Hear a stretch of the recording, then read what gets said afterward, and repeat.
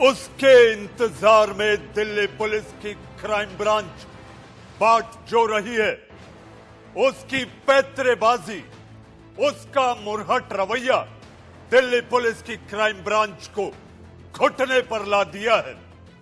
उसने निजामुद्दीन में मरकज लगाई, मरकज के जमाती जो बाद में एजेंट कहलाए गए। आप परेशान होंगे मैं एजेंट क्यों कह रहा हूं। कोरोना एजेंट, देश के कोने कोने में घूमकर उन्होंने कोरोना फैलाया। इस मरकज का सरगना कौन? कोई और नहीं, मौलाना साद। आखिर इसकी गिरफ्तारी को कौन रोक रहा है? इसी पर मचा है बवाल और मैं लेकर आया हूं देश का सवाल। नमस्कार, शाम के 7 बज चुके हैं। मैं हूं मनीष अवस्थी, आपका पसंदीदा डिबेट शो देश का सवाल लेकर हाजिर हूं। देश का सवाल आज 135 करोड़ भारतीयों को मौत के मुंह में धकेलने वाले मक्कार मौलाना साद से जुड़ा है। दिल्ली पुलिस ने ताजा बयान जारी कर कहा है कि मौलाना साद ने अब तक सरकार द्वारा प्रमाणित किसी अस्पताल से कोरोना टेस्ट नहीं कराया है, जिस वजह से उससे पूछताछ नहीं हो पा रही है। जैसे ही वो कोरोना निगेटिव की टेस्ट आते ही उससे पूछताछ के लिए नोटिस भेजा जाएगा। करीब 70 दिन बाद साद से पूछताछ नहीं हो पाई। आखिर क्यों? सवाल बहुत बड़ा है, लेकिन दिल्ली पुलिस का कहना है कि साद को छोड़कर करीब सभी जमातियों से पुलिस ने पूछताछ कर ली है और उनके बयान भी दर्ज कर चुकी है। तो क्या देश में मौत बांटने का आरोपी मक्कार मौलाना ऐसे ही फरार रहेगा और दिल्ली पुलिस उसके कोरोना टेस्ट का आखिर इंतजार कब तक करेगी? तो आज देश का सवाल यही है कि मौलाना साद को अब तक गिरफ्तार क्यों नहीं किया गया? चार्जशीट, FIR दर्ज होने के बाद भी गिरफ्तारी क्यों नहीं हो रही? किसकी शह पर मौलाना साद पुलिस के सामने पेश नहीं हो रहा? क्या मौलाना साद के पीछे किसी नेता का हाथ है? मौत के सौदागर मौलाना पर दिल्ली पुलिस क्यों नहीं ले रही है एक्शन? इसी मुद्दे पर करेंगे बड़े पैनल के साथ बड़ी बहस। लेकिन उससे पहले आप देखिए हमारी ये रिपोर्ट।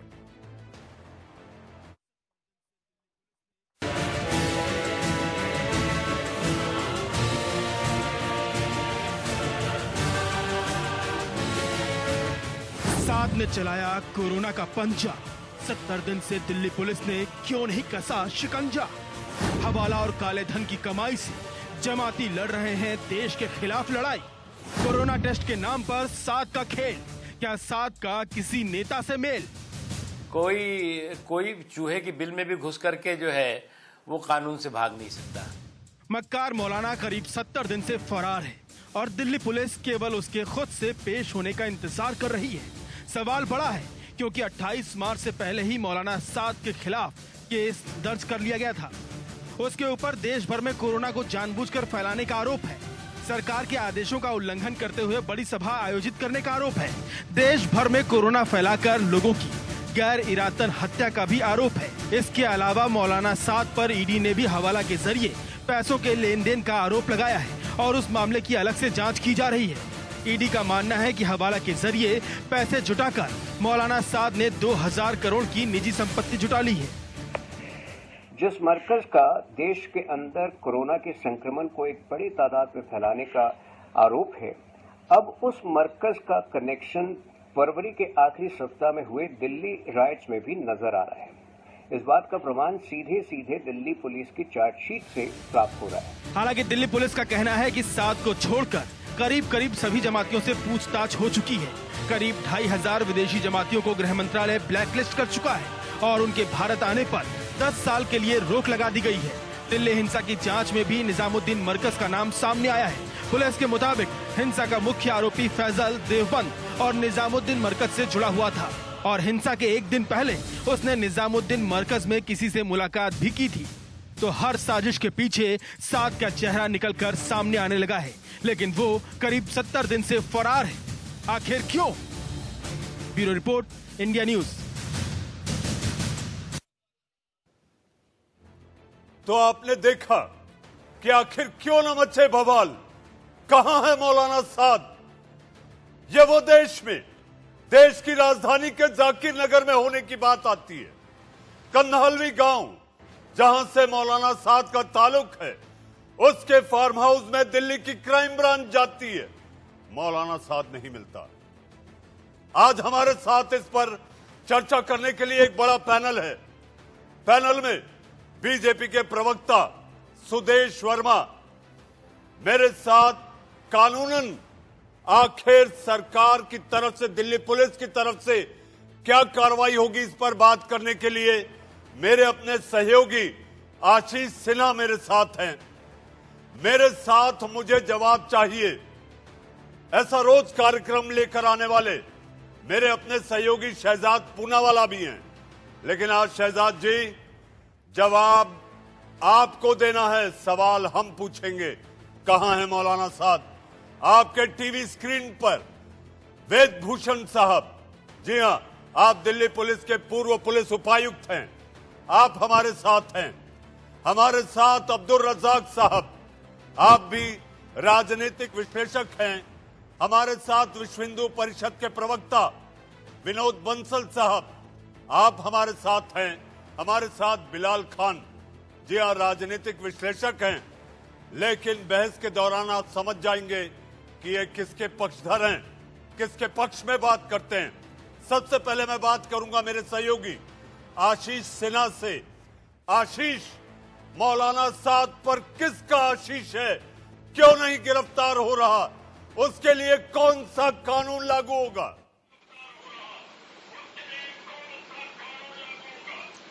देखिए मनीष जी, जो क्राइम ब्रांच के सूत्र हैं वो इशारा कर रहे हैं कि बहुत जल्द मौलाना साद को 5वां नोटिस जारी होगा, जिसमें मौलाना साद को ये कहा जाएगा कि आप क्राइम ब्रांच के सामने आइए और जांच में सहयोग करिए। दूसरी अहम बात, जो 4 नोटिस अभी तक क्राइम ब्रांच ने जारी किए हैं, उसमें क्राइम ब्रांच ने चौथे नोटिस में पूछा था कि आपने अपना कोविड-19 का टेस्ट सरकारी हॉस्पिटल से क्यों नहीं कराया? आप सरकारी हॉस्पिटल से कराने के बाद आप अपनी रिपोर्ट हमें दें। लेकिन अभी तक मौलाना साद ने नहीं कराया। तीसरी अहम बात, ईडी की जांच जारी है। ईडी दरअसल 20 ऐसे लोगों को ट्रैक कर रही है जो मरकज से जुड़े हुए हैं, और मरकज में जो आने जाने वाले लोग हैं उनके लिए वो टिकट अरेंज करते थे, यानी जो ट्रेवल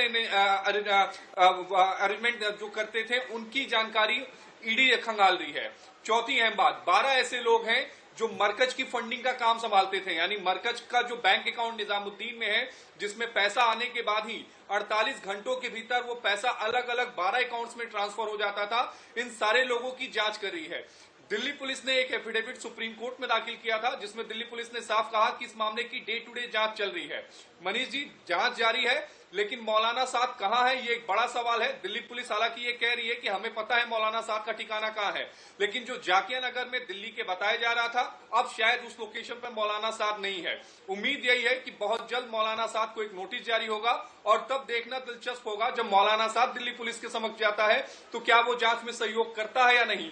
अगर जांच में सहयोग नहीं करेगा तो निश्चित रूप से मौलाना साद की गिरफ्तारी होगी। आशीष, जांच में सहयोग करेगा या नहीं ये बात दीगर है, लेकिन इस वक्त तक ये दिखाई देता है कोई न कोई उससे जरूर सहयोग कर रहा है। आशीष, मैं आऊंगा आपके पास इस ताजा जानकारी के लिए। आपका बहुत बहुत धन्यवाद। जी हां, हम लौटते हैं अपनी बहस की ओर, और आपके टेलीविजन स्क्रीन पर वो जाने पहचाने चेहरे, शायद मौलाना साद कहां हैं ये वेदभूषण साहब बेनकाब कर सकें। आखिर दिल्ली पुलिस क्यों है कमजोर, क्यों है इतनी शिथिल, ये भी जानेंगे। सबसे पहला सवाल बिलाल खान आपसे, कहां है मौलाना साद? कब तक बिल में छुपे रहेंगे? ये भारत है, भारत का कानून है, ढूंढ जरूर निकाला जाएगा।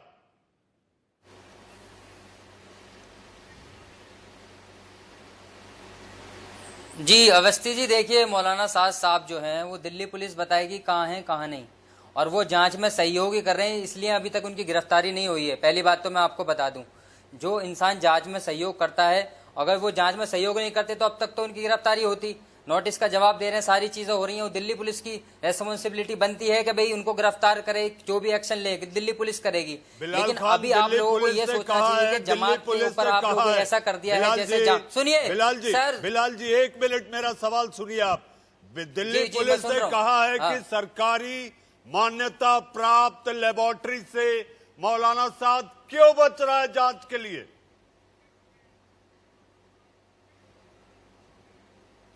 बिल्कुल नहीं बच रहे हैं। देखिए, दिल्ली पुलिस ने ये कहा है कि वो जांच में सहयोग कर रहे हैं। अभी आपके अभी बताया इन्होंने, अभी जो अभी रिपोर्ट दे रहे थे उन्होंने यही कहा था कि वो अभी तक सहयोग कर रहे हैं इसलिए बचे, वरना दिल्ली पुलिस उनको गिरफ्तार कर ली, क्योंकि अब तो कोरोना का टाइम भी खत्म हो रहा है। शहजाद जी, मौलाना साहब सहयोग कर रहे हैं, इससे बड़ी हास्यास्पद बात नहीं हो सकती। कोरोना की सुनिए, कोरोना के जो आपने डेट दे रखी थी, लॉकडाउन जो था, सुनिए बिलाल देखिए, मुझे पता है आप जमात के प्रवक्ता हैं, मुझे पता है आप जमातियों के प्रवक्ता है। जमातियों की जहालत पर धर्म का चोला डालने के लिए आप रोज आ जाते हैं। नहीं, आप इतनी शिद्दत से उनको डिफेंड कर रहे हैं। आप अपनी 2 सवाल, एक सेकंड सुनिए, 2 सवाल पहले तमीज से बात करिए। नहीं, तमीज जमाती मुझे नहीं, अश्लील डांस करने वाले जमातियों के प्रवक्ता तमीज थोड़ी सिखाएंगे हमें। अश्लील डांस करने वाले जमातियों के प्रवक्ता, शौच फेंकने वाले जमातियों के प्रवक्ता, थूकने वाले जमातियों के प्रवक्ता, चिकन बिरयानी के लिए झगड़ा करने वाले जमातियों के प्रवक्ता तमीज सिखाएंगे। अच्छी बात है। पहले ये बताओ कि अगर साद कोऑपरेट कर रहा है तो बिल में क्यों छुपा है? साद आकर पुलिस स्टेशन में अपना बयान दर्ज करवाता, पहली बात। दूसरी बात, कोई बिल में नहीं छुपा है। कहां बिल में छुपा तो क्यों नहीं आता? जब सबसे बात, जब दिल्ली पुलिस जांच में क्यों नहीं आता? जांच में सहयोग कर रहे हैं दिल्ली पुलिस के साथ। दिल्ली पुलिस ने सुनिए, जांच में सहयोग कर रहे हैं, में शामिल होने के लिए क्यों नहीं आता? पहली बात। मनीष जी देखिए, लगातार अरे आप भी मेरी भी तो सुनिए ना। बिलाल जी मेरा 2 ही सवाल है, 2 ही सवाल। और भी लोग हैं, दो ही सवाल लाना है, उनको भी लाना है। एक सेकंड में कुछ कहना चाहता हूं। मनचाहा कहने के लिए अनचाहा सुनने की ताकत और कुव्वत मादा भी रखिए आप। मैं इतना ही कहना चाहता हूं, ये बहस है, बहस में मनचाहा कहने के लिए अनचाहा सुनने की ताकत भी रखिए। शहजाद जी, बिलाल जी, मैं कुछ तथ्य लगा। जमातियों को इतना डिफेंड मत कीजिए। मुझे पता नहीं कांग्रेस के प्रवक्ता जमातियों को क्यों डिफेंड करते इतना, पता नहीं। अच्छा ठीक है, अब सुन लीजिए। देखिए, एक तो पहले तो जो चार्जशीट, कांग्रेस उस पर आगे पॉलिटिक्स तो नहीं, कांग्रेस तो आप बताओ, आप कांग्रेस के हिमायती के रोल में बैठे हैं पर टोपी लगाकर जमातियों के अधर्म पर टोपी डाल रहे हैं। अब सुनिए ना, मेरी बात तो सुन लीजिए। नहीं, मैं हिमायती के रोल में कर रहे फिर हिमायती? क्योंकि वो आपके एक धर्म के, इसलिए। अब सुन लीजिए। एक तो पुलिस ने जो चार्जशीट, भैया इसका कांग्रेस से लेना देना नहीं, आप बार-बार कांग्रेस का नाम क्यों ला रहे हैं? आप अपनी बात रखिए ना। बिलाल खान मुझे बोलने दीजिए, मुझे और मेहमानों को नहीं, ये सोनिया गांधी ने इनको कहा है कि सोनिया गांधी ने कहा है मेरे मौलाना साद को आप रोज बचाइए टीवी ये पर। बार-बार सोनिया गांधी राहुल गांधी पे मुद्दा है क्या? अरे है, मैं आपको आप सुनेंगे तो समझाता हूँ। सोनिया गांधी मैं समझाता हूँ ना, बिलाल जी, इनको एक वाक्य तो पूरा समझाइए। समझा रहा हूँ मेरे भाई, समझा रहा हूँ मैं आपको। समझे सेक्युलर जमात का और ये जमात का क्या कनेक्शन है, मैं समझाता हूँ। सुन लीजिए। जब 2008 में जमात की हरकतों पे पहली बार एएसआई ने एफआईआर दर्ज करवाई थी, मनीष जी, तो एफआईआर सोनिया गांधी के कहने पर ही बंद करवाई थी। अगर ऐसा नहीं था तो उसी समय पर गिरफ्तार होता, मरकज की बिल्डिंग नहीं खड़ी होती और ना ये सारी चीजें होती, कोरोना जिहाद नहीं फैलता। दूसरी बात, मैं सिर्फ इतना कह रहा हूं, अगर ये साद इतना भोला भाला मासूम है तो ये साद छुप क्यों रहा है?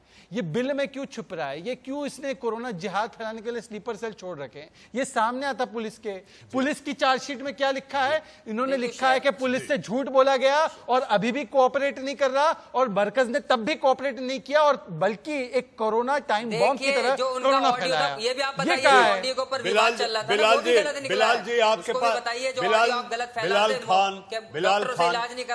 जी, मैं आपके पास आता हूँ। मेरे साथ और भी मेहमान हैं, मेरे साथ और भी मेहमान। अब्दुल रज्जाक साहब, अगर आप पाक साफ हो, साथ को आंच नहीं, बाहर आइए, जांच फेस करिए। कहां छुपे हो आप? मनीष जी, देखिए, सबसे पहली बात, मौलाना साद पर लगाए गए सारे आरोप झूठे हैं, बेबुनियाद हैं।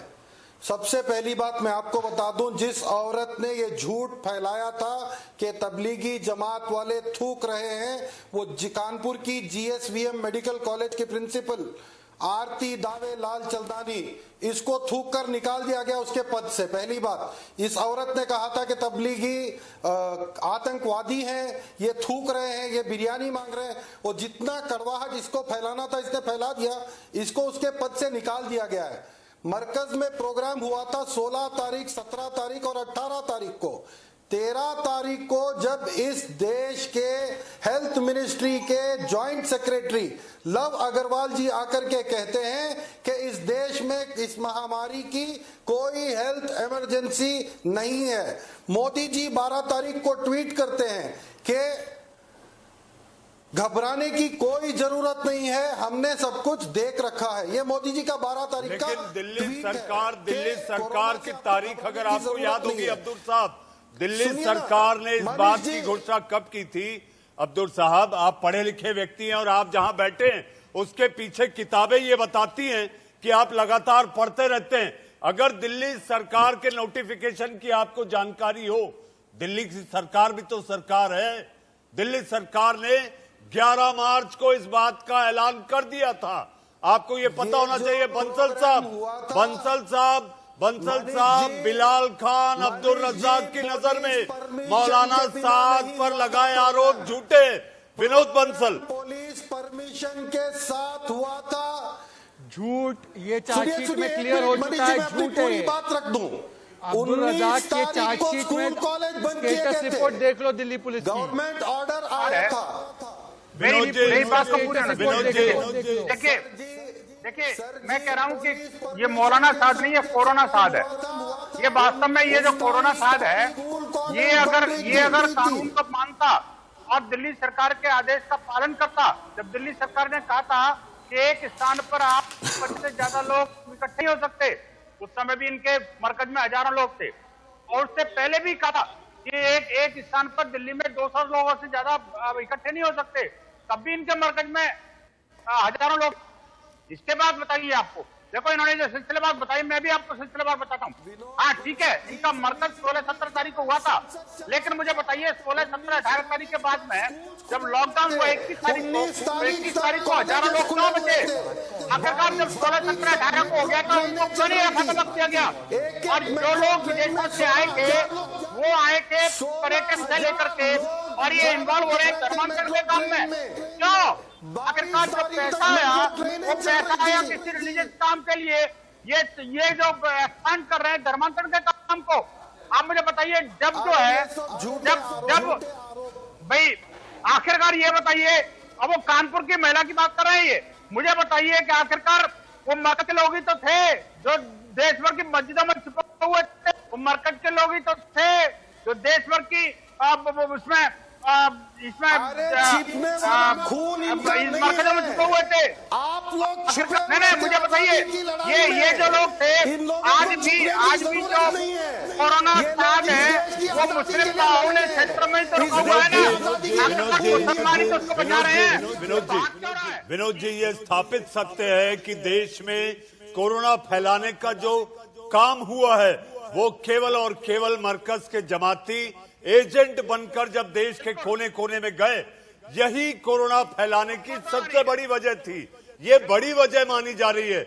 ये पूरा तोहमत नहीं इन पर दी जाएगी कि कोरोना इन्होंने फैलाया, लेकिन कोरोना फैलाने में सबसे बड़ी भूमिका रही। हमारे साथ सुदेश वर्मा जी साथ हैं।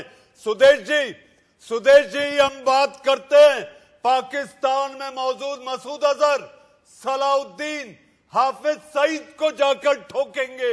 हमारी दिल्ली पुलिस की क्राइम ब्रांच मौलाना साद का पता तक नहीं लगा पा रही। सुदेश जी, देखिए, जो लोग, पहले मैं ये बता दूं कि जो लोग मौलाना साद को डिफेंड कर रहे हैं उन्हें पता होना चाहिए, मैं फैक्चुअल बात बता रहा हूँ, उनके खिलाफ कल्पेबुल होमिसाइड का केस लगा हुआ है, ईडी इन्वेस्टिगेशन हो रहा है। बताया जा रहा है कि अपने जमात के लोगों को धोखा देकर इन्होंने करीबन 2000 करोड़ की प्रॉपर्टी बनाई है।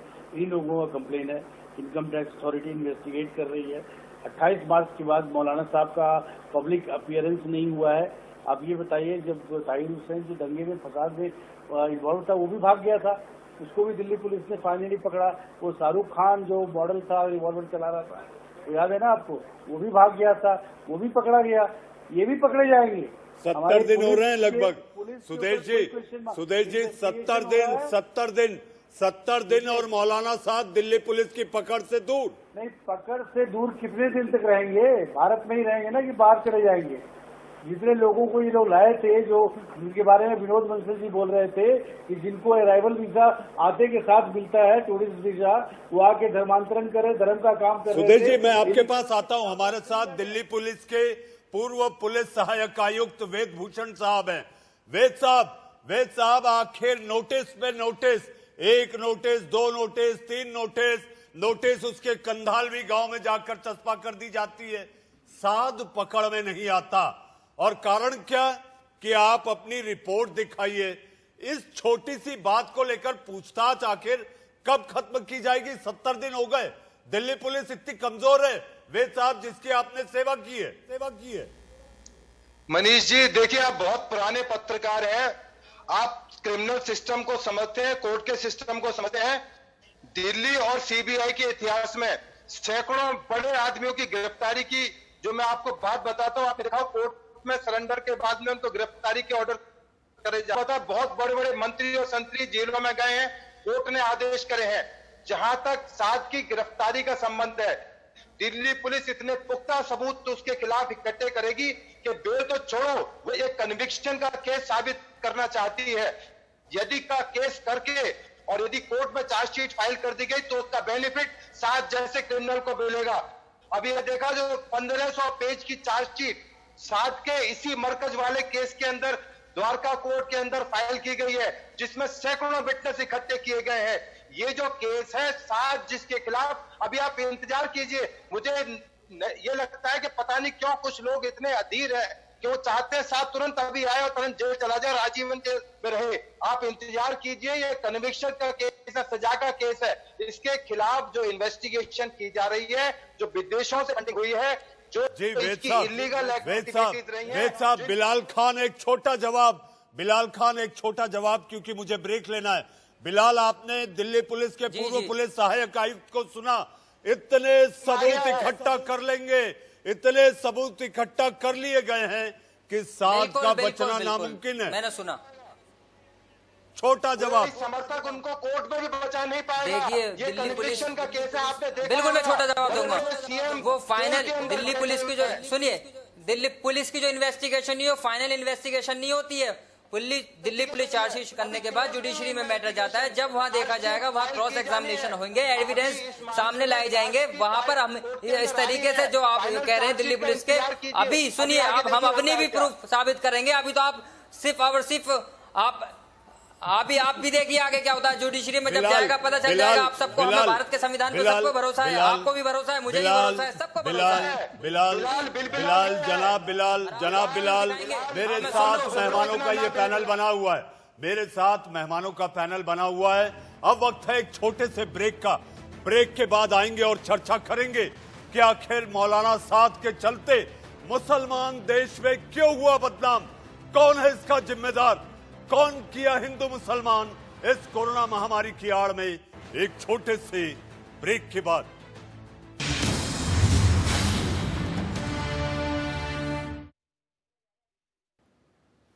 वो हवालाबाज है, वो कोरोना साध है और इसकी गिरफ्तारी को लेकर मचा बवाल है, इसलिए ये देश का सवाल है।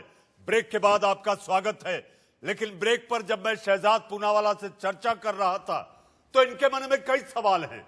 कार्यक्रम ये चलाते हैं, मुझे जवाब चाहिए, लेकिन हम सवाल पूछते हैं, साध कहां है? मनीष जी, मेरे मन में सिर्फ एक सवाल आया और देश का सवाल का मुझे भी जवाब चाहिए, पर मेरे सवाल का जवाब दिलवा दीजिए आप कि अभी अभी किसी ने कहा कि कोर्ट तय करेगा। सर, कोर्ट ने तो वो कौन है, अफजल गुरु का भी तय किया था। इन्होंने कहा अफजल हम शर्मिंदा है, तेरे कातिल जिंदा है। अब मैं मौलाना बिलाल से सिर्फ एक सवाल पूछूंगा। मौलाना के प्रवक्ता बिलाल तो शॉर्ट में मौलाना बिलाल ये बताओ कि दिल्ली पुलिस पे भरोसा है या साध पर भरोसा है? अपनी तमीज से बात करिए पहले। अच्छा मौलाना तमीज वाला शब्द नहीं है, बात करिए, मौलाना तमीज वाला शब्द नहीं है। बताइए, मैं आपको अच्छे मौलाना तमीज वाला शब्द, अच्छा मौलाना, मुझे मौलाना क्यों कह रहे हैं? मतलब मुझे मौलाना क्यों कह रहे हैं? अच्छा तो आप क्या बोल रहे हैं? कभी किसी को मुझे बोल देना, पहले सुनिए मेरी बात। मैंने आपको गाली दी, मैंने आपको भला बुरा कहा, मैंने आपको कहा कि आप, मैंने आपको कहा कि आप जमाती हो, मैंने आपको कहा कि आपने शौच फेंका, मैंने आपको कहा आपने थूका, मैंने तो आपको मौलाना कहा, मैंने आपको मौलाना का प्रवक्ता कहा। मौलाना बिलालू? अरे मौलाना गलत शब्द है। अरे भैया सुनिए पहले, जो मुद्दे की बात है उस पर आइए ना। देखो मौलाना कुछ नहीं पता, बुरा नहीं लगता, पर मौलाना शब्द, मौलाना शब्द तो अच्छा है। अच्छा चलो मैं मौलाना शब्द हमें सुनिए, आपको बुरा लगा, आपके दिल को ठेस पहुंची, मैं वापस ले लेता हूं। शहजाद पागल बुला दूं, आपको कुछ भी बुला दूं, उल्टा मौलाना और पागल एक है, मौलाना और पागल एक है। ये क्या बोल रहे हैं आप? मैं भी मुसलमान हूँ, ऐसे मत बोलिए। आपको कौन से बेदखल कर देंगे, फतवा जारी हो जाएगा आज आधी रात को। आप मौलाना और पागल की तुलना कैसे कर सकते हैं? मैं इसको एंडोर्स नहीं कर सकता। मौलाना की जब मैं इन शब्दों को मैं एंडोर्स नहीं कर सकता। मैं मुफ्ती बनूंगा, मौलाना मुझे फख्र होगा मौलाना के नाम से, मौलाना के नाम से मुझे फख्र होगा जब मैं डिबेट में बैठा हूँ, जिस पर आपको गाली क्यों लगी? पहले आपको गाली क्यों लगी? जो आपकी बात है आपको बुरी क्यों लगी? ये बात मौलाना बात है, मैं मौलाना वापस ले लेता हूँ, पर मौलाना को, मतलब मौलाना शब्द आपने ये भी कहा था जाहिलियत वाला वर्ड भी यूज करा था। क्या जाहिलियत करी हमने? हमने जाहिलियत करी। बिलाल जी,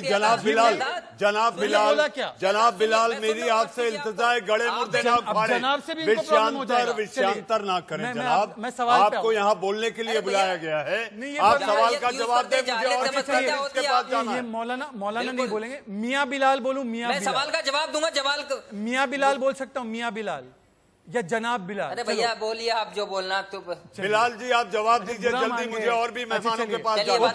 ओके मिस्टर बिलाल, आपको तो पहले भी, अरे सुनिए, पहले कांग्रेस पर आ गए, फिर सोनिया गांधी पर आ गए, फिर राहुल पर आ गए, फिर नेहरू पर आ गए। यही काम है इनका। अच्छा छोड़ दीजिए, मौलाना कह देते, कभी कांग्रेस ही कह देते, बिलाल साहब सोनिया गांधी बीत गई सो बात गई, आप विषय पर आइए। मुझे जवाब चाहिए, देश का अभी बोला इन्होंने मुझे सोनिया गांधी के ऊपर, मैं सोनिया गांधी का बचाव करने बैठा हूं। आप उससे अलग हटिए बिलाल जी। ठीक है, मैं ना आपको मैं सोनिया गांधी का जिक्र राहुल गांधी का नाम लेते हैं डिबेट में। ओके बिलाल, अब सुनिए, सवाल ये है, दिल्ली पुलिस सही है या मौलाना साद सही है? मौलाना का जिक्र करिए, कोई नहीं। अच्छा ठीक है, मौलाना साद सही है या दिल्ली पुलिस सही है आपके लिए? देखिए मैं बताता हूँ, एक लाइन का सर यस और नो बोलना है बस, लंबा चौड़ा नहीं, परिपेक्ष नहीं चाहिए आपका। मौलाना साद इज राइट और दिल्ली पुलिस इन्वेस्टिगेशन चल रही है, उसमें हमने कोई अभी सवाल नहीं उठाए। नहीं, मौलाना साहब नहीं गलत है। आपने अभी बोला कि फाइनल नहीं है, दिल्ली पुलिस जो है वो फाइनल नहीं है, कोर्ट में देखेंगे, कोर्ट के लिए हम इंतजार करेंगे, फिर कोर्ट में जाता है तो वहां पे बोलते हैं कोर्ट ने गलत फैसला दे दिया। तो कोर्ट में जाएगा ना भैया, सुनिए जब चार्जशीट दायर होती है उसके बाद तो कोर्ट का प्रोसीजर चालू होता है ना। इन्वेस्टिगेशन चलती है, मौलाना साइड राइट है गलत है वो तो कोर्ट वो करेगा, मैं तय नहीं करूंगा यहाँ पर बैठकर। एक लाइन में जवाब दीजिए। मैं दे रहा हूँ सर, कब एक लाइन में कोई जवाब नहीं होता सर, एक लाइन में जवाब कभी नहीं होता। बिलाल साहब, एक लाइन का जवाब नहीं होता। बिलाल जी एक लाइन ही का जवाब आपको बताता हूँ। मुझे आप ये बताइए, जो शहजाद का भी सवाल मुझे ऐसा लगता है, मैं आपसे सवाल पूछता हूँ आप जी, अरे सवाल पे सवाल नहीं, जवाब देना होगा। सरकारी मान्यता बीजेपी में कौन सी टीम में अभी बताइए, मैं सवाल आपसे पूछूं, जवाब नहीं होगा आपके पास। सरकारी मान्यता प्राप्त लेबोरेटरी से कब जांच कराएंगे मौलाना साद? ये तो एक लाइन में हो सकता है ना? जी जी, देखिए जो उनका जो अभी कोरोना का टेस्ट है, उन्होंने कहा है जब कराएंगे तो रिपोर्ट दे देंगे। दिल्ली पुलिस उनसे पूछ लेगी कब कराएंगे, जमाती अभी तक आपको पता है बिलाल जी, आपको पता है मौलाना साद की गलती, दिल्ली पुलिस उनसे पूछ मौलाना साद की गलती ये रही। I am not a court, मैं जो बात कहूंगा मौलाना साद की गलती क्या रही मैं बताता हूँ। मौलाना साद की गलती ने देश भर के मुसलमानों को कलंकित किया है। मेरे साथ अब्दुल रज्जाक हैं, मेरे साथ विनोद बंसल है। विनोद जी, कोरोना संक्रमण में ये हिंदू मुसलमान क्यों आया? कोरोना संक्रमण में ये सियासी संक्रमण क्यों आया? सुनिए, जो प्लाज्मा डोनेट किया था, प्लाज्मा डोनेट, अच्छा जमातियों का प्लाज्मा पर कोरोना जमातियों की विनोद बंसल जी को जवाब देने दीजिए। आप रुकिए विनोद जी। कितने लोगों ने फैलाया? सिर्फ एक पर्टिकुलर कम्युनिटी के नाम पर आप बदनाम करेंगे मरकज को? बोलना चाहिए। देश का चौथा स्तंभ है सर, बिलाल जी आपका वक्त खत्म हुआ। कांग्रेस का नाम ले तो परेशानी। अरे भैया बोलिए बंसल जी, अपनी बात बोलिए, चलिए। अरे अपनी बात रखिए ना। ये तो ठीक नहीं है ना। अरे कम से कम किसी को सुनने की आदत होनी चाहिए। ये कोरोना का बंसल जी अपनी जबान खोलिए ना, अपना जहर निकालिए। आप तो जहर निकालने का काम है आपका, निकालिए। कॉपी को फेंकिए, कॉपी को फेंकिए, कम से कम धरातल पर आइए। अरे आखिरकार भारत क्या चाहता है? पूरे भारत को आप लोगों ने जला दिया। पूरे भारत के अंदर जो कोरोना फैला दी, अब पूरे भारत को आज जो है ना करने के लिए कुछ महीने तो ऐसे बेशरम बातें मत करिए ना, ऐसी नीच बातें मत करिए ना। अरे यहाँ बैठकर कड़वा अपनी मानसिकता मत दर्शाइए। लोग जानते हैं कितने नीच है, देश जानता है कितने नीच है। यहाँ बैठकर आपकी मानसिकता मत दर्शाइए। सारे का सारा देश जानता है जैसा नीच आदमी और बात कर क्या सकता है। टोपी फेंकने की बात कर रहे हैं। आपके जिस सवाल किया गया है उस सवाल पे जवाब दीजिए। जब मुद्दा है मुद्दे पर बात करिए। यहाँ पे अपनी गंदी मानसिकता फैलाने की कोशिश न करिए। गंदी राजनीति करने वाले लोग जो है ये कोरोना साथ चिल्ला के मुझे डरा नहीं सकते बंसल जी। जो बात है उस पर बात करिए, चिल्लाइए मत। तमीज से बात कर रहा हूँ मैं आपसे। चिल्लाइए मत, चिल्लाने के सच नहीं समझ, सच नहीं अब्दुल रज़ाक साहब, विनोद जी, अब्दुल रज़ाक साहब, आप ये तो मानेंगे जो अश्लीलता और जो हरकतें हुई हैं देश भर में कोने कोने में, इससे मुसलमान बदनाम हुआ है, आप मानेंगे हाँ या नहीं? ये झूठा इल्जाम है। ये जो जिस औरत ने, जिस महिला ने इस इल्जाम को लगाया था, गाजियाबाद में एनएसए लगा है।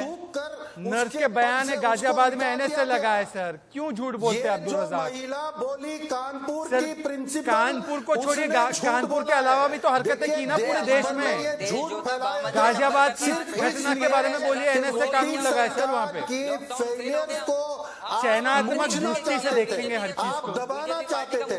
मेरा सवाल है द्वारका नरेला, नहीं द्वारका नरेला में क्या हुआ, गाजियाबाद में क्या हुआ? अहमदाबाद सिर्फ एक छोटी सी सिटी, 1100 उधर मौत सिर्फ कोरोना की वजह से हुई है। 1100 लोग मरे हैं। अब्दुल रज़ाक साहब ये कह रहे हैं कि जमातियों को अनफेयरली टारगेट किया गया, उन्होंने कोई गलती नहीं की। बोल दीजिए ये नहीं, एक लाइन में बताइए कि जमातियों ने कुछ नहीं किया, ये पुलिस वाले इनके पीछे पड़े, ये बोल दीजिए, खत्म कीजिए, डिबेट बंद कर दो। बोल दो कि जमाती हमारे निर्दोष है, कुछ नहीं किया, मौलाना साहब भी निर्दोष है। अब्दुल रज़ाक देखिए, इनकमिंग बंद करके आउटगोइंग फ्री मत कीजिए। एक सवाल आप बोल दीजिए, जमाती बेगुनाह है, ये दिल्ली पुलिस उनके पीछे पड़ी है, ये बोल दीजिए, डिबेट खत्म हो जाएगी। मनीष जी घर जाएंगे, मैं भी घर जाऊंगा, ये बोल दीजिए, आप खत्म कीजिए डिबेट। बोल दीजिए, चलिए बोल दीजिए कि जमाती देश में जमातियों ने कुछ नहीं किया। सुन सकते हैं तो सुनने की क्षमता, जमातियों ने कुछ नहीं किया, बोल दो। अब्दुल साहब छोटा जवाब, क्योंकि मुझे और भी मेहमानों के पास जाना है, मेरे पास वक्त कम है, छोटा जवाब हम आपसे चाहेंगे। शहजाद ने जो सवाल किया है इससे आप सहमत हैं या नहीं? सिर्फ 10 सेकेंड लूंगा जी, सिर्फ 10 सेकेंड लूंगा, सच्चाई वाला सच्चा जवाब दूंगा। देखिए, उस दिन जो मरकज में प्रोग्राम हुआ वो कोई स्पेशल प्रोग्राम नहीं होता, वो हर दिन का हस्बे मामूल, जैसे हर दिन प्रोग्राम्स होते हैं वैसे एक प्रोग्राम हुआ था, पुलिस परमिशन के साथ हुआ था। 22 तारीख वायलेशन नहीं किए। विनोद जी, सिर्फ मरकज अटेंड करने से कोरोना पॉजिटिव नहीं हो जाता कोई भी। मुंबई के अंदर भी एक बहुत बड़ा मरकज होने वाला था, जिसमें 2 से 3 लाख लोग होने वाले थे। वसई के अंदर 2 से 3 लाख लोग, विदेशी मेहमान भी आने वाले थे। उस मरकज को विश्व हिंदू परिषद के कार्यकर्ताओं ने कई दिन की अथक मेहनत के बाद में बीएमसी से कहकर के कैंसिल कराया। आप सोचिए, अगर वो 13, 14, 15 मार्च को वो मरकज मुंबई में हो सकती है तो दिल्ली में भारत की क्या स्थिति होगी? जी विनोद जी मैं आपके पास आता हूँ। वेद मारवा साहब, आप लोग जहाँ हैं वेद भूषण साहब, माफ कीजिएगा वेद भूषण साहब से सवाल है मेरा बंसल जी से।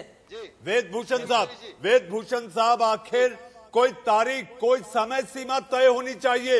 आखिर 7 की सर्टिफिकेट का, कोविड-19 की सर्टिफिकेट का पुलिस कब तक इंतजार करेगी? मनीष जी, इंतजार नहीं है। आप देखिए, जो लोग आपके पैनल पर बैठे हैं, यदि इस देश के न्यायालय पर, दिल्ली की जो पुलिस है, सीबीआई पर, यदि वो ट्रस्ट करते हैं नहीं करते। इन्हीं लोगों ने, इन्हीं की इन्वेस्टिगेशन से और कोर्ट की जजमेंट की वजह से आशाराम, रामपाल, राम रहीम जैसे सैकड़ों आदमी जेल में पड़े हुए हैं जी। या तो ऐसे लोग आपके पैनल पर बैठे हैं, वो अरेस्ट भी हो जाएगा, वो सुप्रीम कोर्ट के जजमेंट पर विश्वास नहीं करते। सुदेश वर्मा जी, फाइनल कमेंट आपसे, आखिरी जवाब, आखिर मौलाना साद को क्या कोई सियासी संरक्षण है? देखिए, ये जो भी डिबेट हो रहा है मनीष जी, सच को झुठलाने का प्रयास किया जा रहा है जो जमात के जो प्रवक्ता हैं, क्योंकि देखिए ये तो एक फैक्ट है ना। वीडियोज आए थे, आपको याद होगा, जो बोला गया था कुरान कोरोना के नजदीक है, हमारे पास अल्लाह ने भेजा है, जाओ कोरोना जिहाद की बात तो वहीं से आई थी ना, उस वीडियो से ही आई थी कि नहीं आपको जाना है, आपको डरना नहीं है कोरोना से। डरते नहीं थे लोग, जहाँ भी चले गए भाग के, और तो रांची तक चले गए, रांची के अंदर गांव में चले गए, वहां से लोग पकड़े गए, बाहर वहां क्यों गए थे ये लोग? ये बताइए क्या कर रहे थे वो लोग? आज तक ऐसा नहीं हुआ। तो ये एक जी सुदेश जी, दिल्ली पुलिस के साथ साथ सारे देश को इंतजार है कि मौलाना साद जल्द से जल्द सरकारी मान्यता प्राप्त लेबोरेटरी में पहले तो अपनी जांच कराए और जांच कराने के बाद दिल्ली पुलिस के दफ्तर जाकर वो सर्टिफिकेट दे कि मैं आपके सामने आ गया हूं। मुझे ऐसा लगता है पुलिस को इस दिन का इंतजार है। देश का सवाल में आप सब जुड़े, मेरे साथ शहजाद पूनावाला जी, वेद भूषण साहब, बिलाल खान साहब, विनोद बंसल साहब, अब्दुल रज्जाक और सुदेश वर्मा जी, आप सभी का बहुत बहुत धन्यवाद। अब दिन भर की खबरों के पिटारे को लेकर आएंगे मेरे अपने सहयोगी एक ब्रेक के बाद। जी हां, एक ब्रेक के बाद लेकर आएंगे आंख कान खोल के।